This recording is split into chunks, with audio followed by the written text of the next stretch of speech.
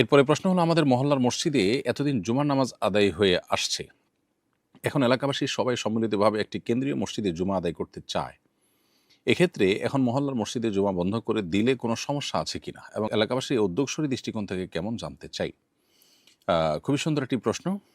মূলত ইসলামী শরিয়ার দৃষ্টিভঙ্গি হলো যে একটা এলাকার ছোট ছোট পাঞ্জাগানা মসজিদগুলোর মুসল্লিরা একত্রিত হয়ে একটা বড় মসজিদে জুমা সালাত আদায় করবে।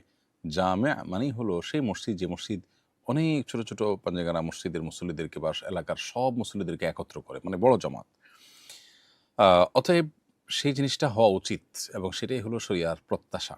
দুর্ভাগ্যজনক বিষয় হলো যে আমাদের দেশে প্রত্যেকটা মসজিদই জুমা মসজিদ, এবং আহ, পুরো এলাকায় ছোট ছোট পাঞ্জাগানা মসজিদগুলো থেকে একটা জামে মসজিদে একত্র হওয়ার যে পথ, সেটা অনেকখানি রুদ্ধ, বা সেটা সেভাবে আমাদের দেশে প্রতিষ্ঠিত না। এখন আপনারা যে উদ্যোগ নিতে চাচ্ছেন, যে ছোট ছোট যে মসজিদগুলোতে জুমা চালু আছে, আপনারা সেগুলোতে জুমা বন্ধ রেখে একটাতে জুমা সবাই মিলে আদায় করতে চাচ্ছেন, এটা প্রশংসনীয় কাজ। এটা মৌলিকভাবে কোনো দোষের বিষয় নয়।